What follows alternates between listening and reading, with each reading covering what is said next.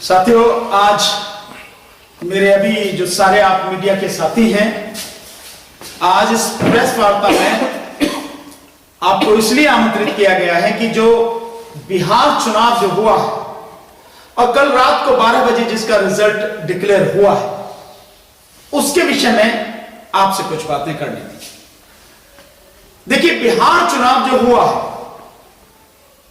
चुनाव में जो मुद्दे थे और चुनाव में जिस तरह से विशेषकर आरजेडी के साथ, तेजस्वी यादव के साथ जन सैलाब था, मैं उसे जन समूह नहीं कहूंगा, वो जन सैलाब था। और सैलाब भर के लाया नहीं जाता, सैलाब अपने आप आता है। तो जनता की इतनी भारी उपस्थिति जो थी, आपने देखा होगा जो ग्राउंड थे, उनके आसपास जो बिल्डिंगें थी, उन पर भी लोग जबरदस्त तरीके से खड़े हुए थे। इतनी भारी भीड़ थी और वो लाई नहीं गई थी खरीद कर, किराए पर नहीं लाई गई थी, ढोई नहीं थी, वो लोग अपने आप आए थे क्योंकि वो बिहार में बदलाव चाहते हैं और बिहार में वो बदलाव के लिए तेजस्वी यादव को, आरजेडी को, या यूं कहें कि महागठबंधन की सरकार देखना चाहते थे। और किसी भी हालत में बीजेपी और जेडीयू की सरकार उन्हें बर्दाश्त नहीं थी, जिसने पिछले 5 साल में बिहार की स्थिति को बद से बदतर कर दिया था।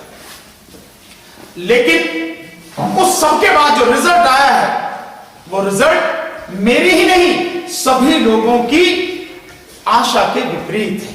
यानी जो जमीन पर दिख रहा था, जो जनसैलाब, जो जनसमूहता, वो जनमत जो था, जो बदलाव की एक लहर थी, उसका पता ही नहीं लगा कहां गई। क्या ये अपने आप हो गया है? क्या वाकई में कोई साइलेंट अंडर करंट चल रहा था? नहीं, किसी कीमत पर नहीं, ऐसा बिल्कुल नहीं था। कोई अंडर करंट बीजेपी के या जेडीयू के पक्ष में नहीं था, नीतीश कुमार के पक्ष में नहीं था।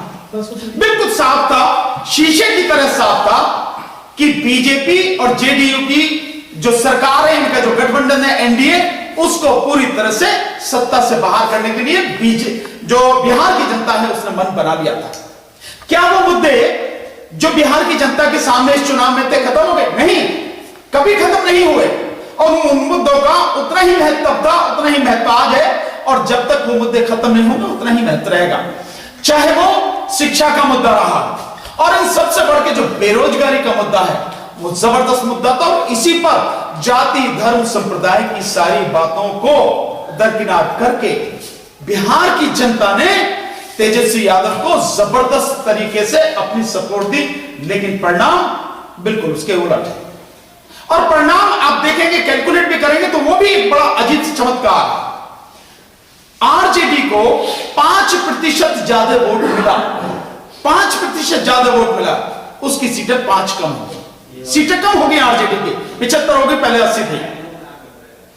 जो कांग्रेस है, कांग्रेस को ज्यादा परसेंटेज वोट मिला है, 4-5% उसका वोट बढ़ा है, उसकी सीटें कम हो गई। उसकी सीटें पहले से 8 सीटें कम हो गई। और दूसरी तरफ अगर आप देखें, बीजेपी को 5% वोट कम मिला है, लेकिन उसकी सीटें बढ़ गई, करीब 20 सीटें उसकी बढ़ गई। बहुत अजीब सा एक तमाशा है। इस आपकी वोटिंग परसेंटेज कम जा रही है, सीटें आपकी बढ़ गई। ठीक इसी तरह से नीतीश कुमार की 1% वोट कम हुई, लेकिन उसकी सीटें कम हो गई, करीब 20 के आसपास, 30 के आसपास उसकी सीटें कम हो गई। बड़ा अजीब सा समीकरण है। तो ये जो घालमेल हुआ है, ये निश्चित रूप से free, fair and transparent election नहीं है। निष्पक्ष, पारदर्शी और स्वच्छ इलेक्शन ये नहीं है, ये बेईमानी का इलेक्शन है।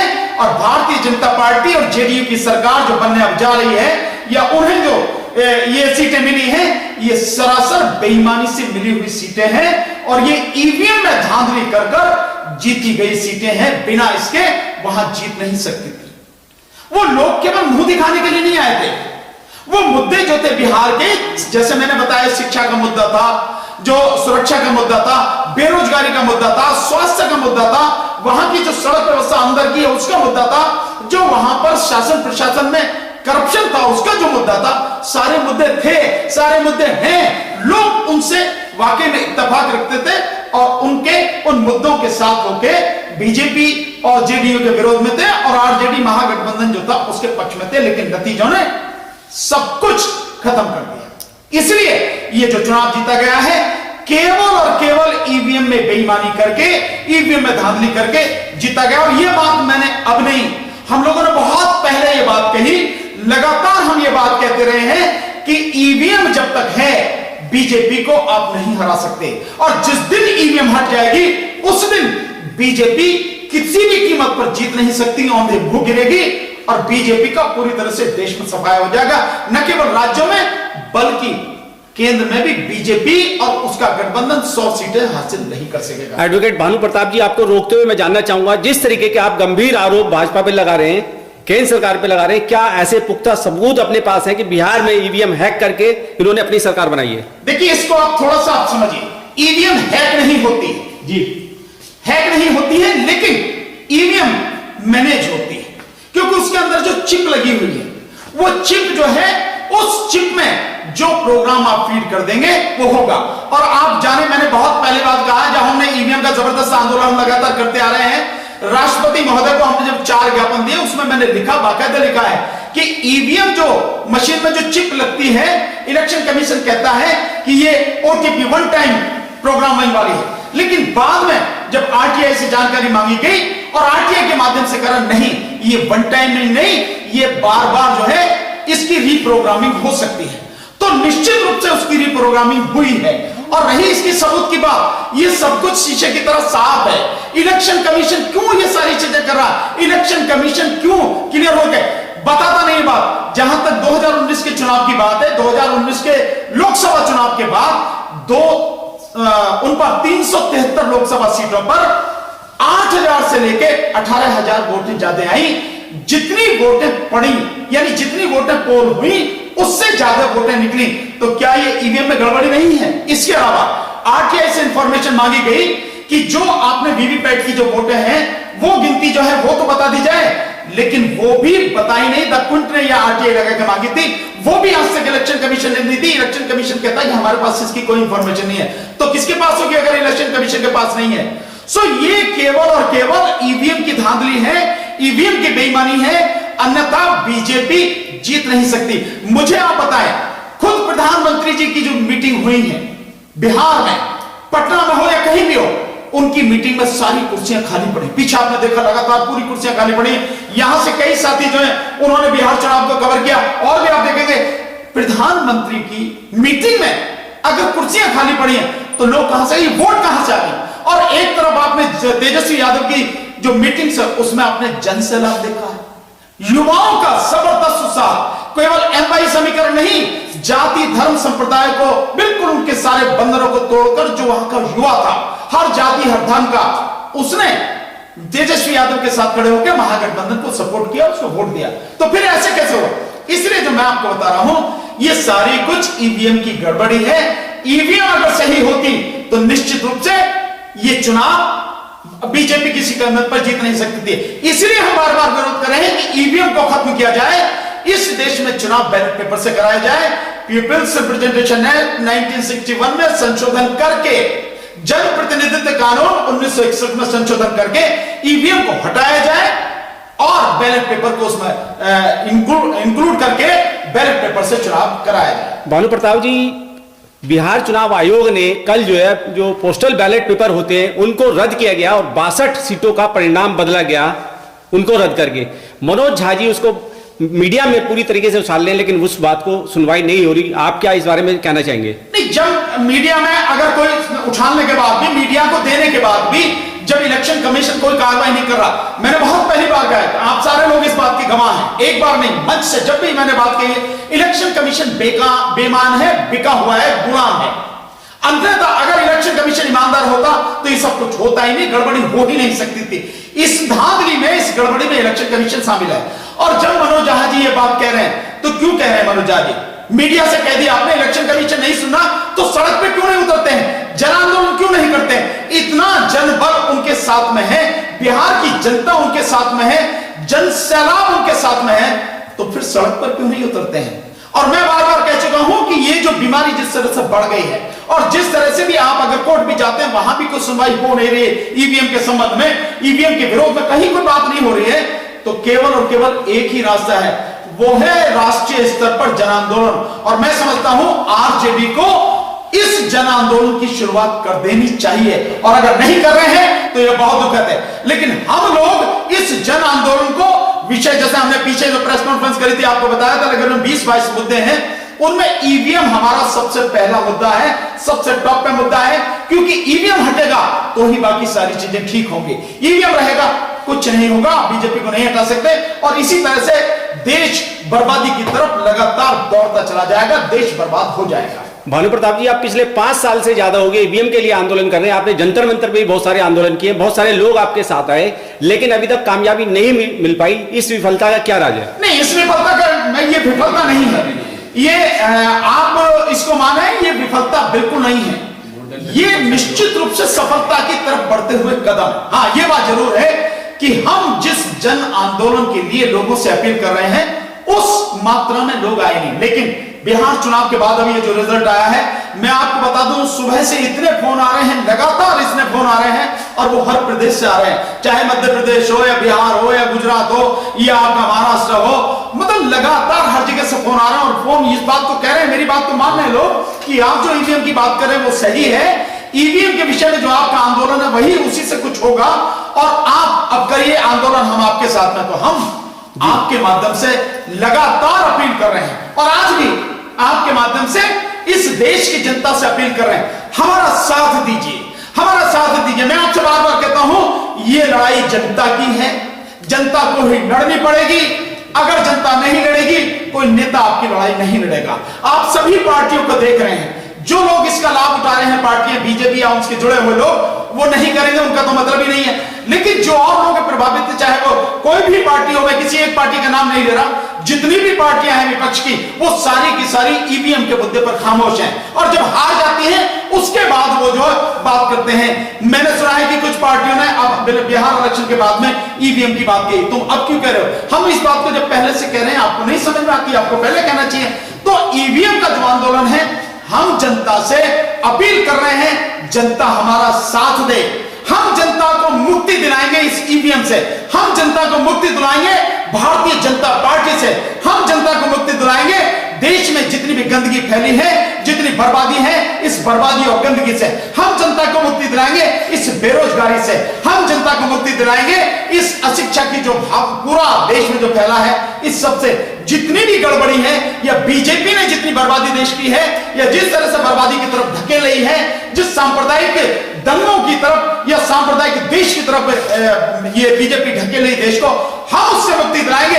लेकिन हमारा साथ दीजिए, इसीलिए आपसे अपील कर रहे हैं, इस देश में प्रदेश की सीमाओं को तोड़कर, जाति धर्म संप्रदाय के बंधनों को तोड़कर हमारा साथ दीजिए। आप साथ नहीं देंगे, कुछ नहीं होगा। आप साथ देंगे, मैं दावे के साथ कह रहा हूं, ईवीएम यहां से खत्म हो जाएगी। और मैंने पहले भी कहा था, अभी 1 मिनट में समझाता हूं, ईवीएम केवल और केवल संसद में जन प्रतिनिधित्व कानून 1961 में संशोधन के बाद ही खत्म होगा। इलेक्शन कमीशन कुछ नहीं कर सकता, इलेक्शन कमीशन के हाथ में कुछ नहीं है। इलेक्शन कमीशन तो जो कानून है वही लागू करेगा, और संसद को ये कानून बदलाव कराने के लिए, ये उसमें जो है संशोधन कराने के लिए जन आंदोलन की जरूरत है। जब पूरे देश की जनता सड़क पर निकलेगी तभी ये संभव है, अन्यथा संभव नहीं है। आप कह रहे हैं कि बिहार में बीजेपी की ईवीएम से जीत हुई है, लेकिन बीजेपी कह रही है कि बिहार में विकास की जीत हुई है, मोदी जी की जीत हुई है। विकास नाम की चीज, मोदी जी के किसी स्टेटमेंट में कोई विकास नाम की चीज बिहार में कहीं दूर दूर तक नहीं है। किसको विकास मानने आप? सड़कों को? तो सड़कों का हाल देखा है, हम सब गए हैं, मीडिया के साथी गए हैं, जाके देखिए सड़कों का क्या है। यहां तक जो नेशनल हाईवेज है उनका कितना बुरा हाल है, जो स्टेट हाईवेज है उनका कितना बुरा हाल है, और इसके अलावा जब नेशनल और स्टेट हाईवेज से जो गांव की तरफ जो अंदर रोड्स जाती हैं उनका क्या बुरा हाल है। ये तो रही रोड्स की हालत। गंदगी में बिहार सबसे पीछे है, और पटना बिहार की राजधानी सरकार, इसी सरकार ने जो स्वच्छता जो आंदोलन जो कर रही है उसके विषय में जो सब लोगों को पुरस्कार दिए अलग अलग प्रदेश को, शहरों को, तो पटना सबसे गंदा शहर। इसके अलावा वहां पर बेरोजगारी चरम पर है। बिहार में हर दूसरा आदमी बेरोजगार है आज की तारीख में। भूखमरी बिहार में सबसे ज्यादा है। जो अस्पतालों की हालत है वो बिहार में सबसे बुरी हालत में है। महिलाओं की स्थिति सबसे बुरी हालत में। तब आप क्या करेंगे? किस चीज को विकास बोलते हैं? क्या है विकास का नाम? मैं समझता हूं विकास में शिक्षा, स्वास्थ्य, रोजगार, सुरक्षा, ये सारी चीज होनी चाहिए। इंडस्ट्री नाम की कोई चीज नहीं है। रही किसानों की स्थिति, तो मैंने बता दिया, किसानों का धान जो सरकारी रेट है 1868 रुपए, उन्हें 1100-1200 रुपए में बेचना पड़ रहा, 1300 रुपए में बेचना पड़ रहा। एमएसपी है ये सरकार द्वारा निश्चित की हुई, 1850 रुपए एमएसपी है मक्का का, किसान से 1100-1200 रुपए ली जा रही है। क्या है विकास? क्या इसे विकास कहेंगे? या केवल मोदी जी के जो मन में आता है और मोदी जी जो कह देते हैं, मोदी जी के शब्द ही विकास है? निश्चित रूप से झूठ बोलने में मोदी जी का जितना विकास झूठ बोलने में किया है, इतना किसी में नहीं किया। सो धरती पर कोई विकास नहीं है। अगर विकास होता तो जो जनसैलाब आरजेडी की मीटिंग में, तेजस्वी यादव की मीटिंग में दिखा, वो नहीं दिखता। ये सब कुछ झूठ है और झूठ फैलाया जा रहा है। सर, पॉलिटिकल एनालिस्ट का कहना है ईवीएम तो एक मुद्दा आपने लिया है, लेकिन दूसरा ये कहना है कि स्ट्रेटजीज की कमी थी, कांग्रेस को 70 सीटें दे देना महागठबंधन की हार है।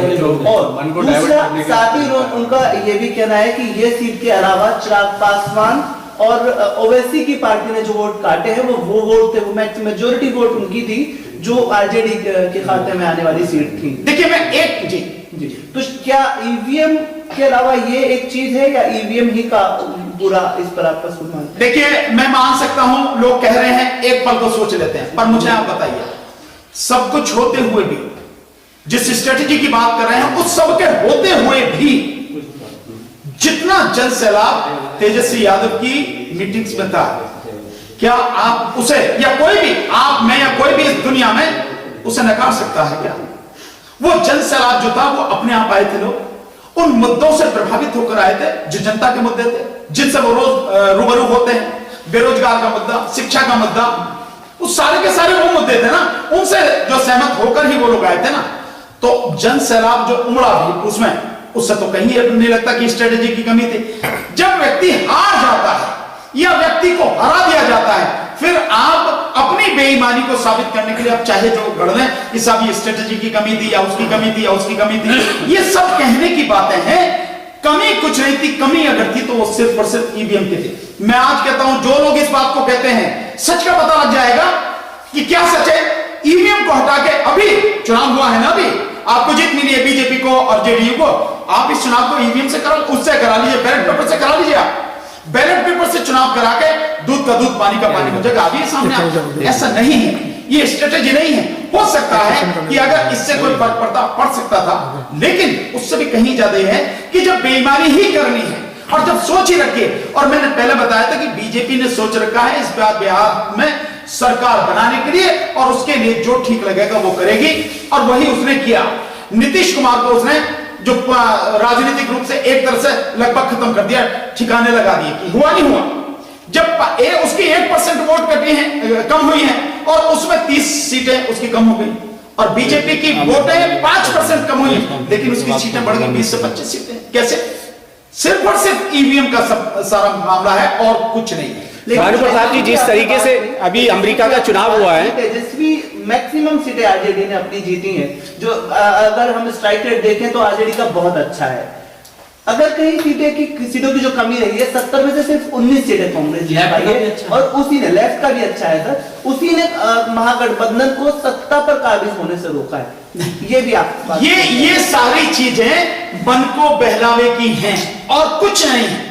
जिस दिन इस देश में आप बीजेपी की और आरएसएस की राजनीतिक स्ट्रेटेजी, कूटनीति आप समझ जाएंगे, उस दिन आप राजनीति में कभी मार नहीं खाएंगे। मैं मानता हूं। देखिए, एक नया व्यक्ति होते हुए भी तेजस्वी यादव ने बहुत जबरदस्त तरीके से काम किया, और भीड़ उसका सब कुछ नतीजा है। मैं खुद घूमा हूं, मैं खुद गया हूं बिहार में, मैंने देखा। आप लोगों से पूछिए जाकर, लोगों ने कहा हुआ कि सबने तय कर लिया है सारी चीजें एक तरफ, लेकिन इस बार महागठबंधन को, आरजेडी को वोट देनी है। ये सारा जमीन पे है। अब इसको आप कैलकुलेट जैसे चाहो आप कर लो, वो हर किसी की अपनी कैलकुलेशन है। लेकिन मैं, क्योंकि जमीन पे मैंने देखा, इसलिए मैं नहीं मानता इस सारी चीजों को। आप जन सैलाब की बात कर रहे हैं, क्या वो जब नतीजे जो आ रहे हैं, तो ऐसा नहीं लगता कि वो बोर्ड में कन्वर्ट नहीं हुआ जन सैलाब? तो वो पागल थे। जिस जन सैलाब की बात कर रहे हो कि वो वोट में कन्वर्ट नहीं, मतलब उनका तो साइलेंट भी वोट में कन्वर्ट हो गया बीजेपी का, और उनका मुखर होकर बाहर निकल के आ रहा, वो वोट में कन्वर्ट नहीं हो। तो सर यूपी में भी 2017 में जो कुछ हुआ, बेईमानी से जीती, जो ये बीजेपी उत्तर प्रदेश में जो चुनाव जीती बेईमानी से जीती, ईवीएम में गड़बड़ी करके जीती, मैं दावे के साथ कह रहा हूं आज चुनाव करा लिया बीजेपी का पत्ता साफ हो जाएगा। बीजेपी बहुत टारगेट करके बहुत तरीके से इस सारी चीज को मैनेज करती है, आप इस बात को मानिए। अच्छा चलिए एक बात बताइए कि जब बीजेपी को इतना ही है कि वो हर जगह जीतती रही है, लोग उसके साथ में है, साइलेंट वोटर उसके साथ में है, ईवीएम से क्यों करा दिए चुनाव? बंद करें इसको, ईवीएम को बंद कर दे, वो बैलेट पेपर से चुनाव कराए। जब अमेरिका जैसे देश में दुनिया के सबसे कहां हो जाते हैं बैलेट पेपर बहुत लूट जाते हैं, और यहां तो इलेक्शन लूट लिया। आपको एक या दो चार बूथ लूटने से लगता है कि बैलेट पेपर लूट जाते हैं, या तो पूरा इलेक्शन लूट लिया और उसमें आपको पता भी नहीं लगती कैसे लूट लिया जाता है।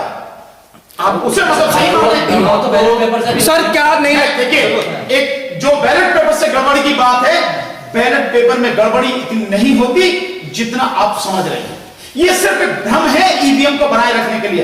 अमेरिका जो सबसे शक्तिशाली देश है जिन्होंने ईवीएम बनाया, अभी राष्ट्रपति का चुनाव हुआ है वहां पे, और इतनी बड़ी संख्या में वहां पे वोट पड़े, 20 करोड़ वहां के वोटर हैं, उन्होंने जो है बैलेट पेपर से चुनाव कराया। अमेरिका की भारत से तुलना नहीं कर सकते। क्यों नहीं कर सकते? वहाँ कितनी आबादी, यहाँ कितनी, उनके पास क्या संसाधन? इससे क्या फर्क पड़ता है भाई? वहां की आबादी 32-33 करोड़ है और उसमें से तकरीबन 20 करोड़ लोग वोटर हैं। उन 20 करोड़ में से मैं 20 करोड़ लोगों ने शायद वोट दिया है। वहां की स्थिति है जब वो लोग ईवीएम से चुनाव नहीं करा के बैलेट पेपर से करा सकते तो भारत में क्यों नहीं?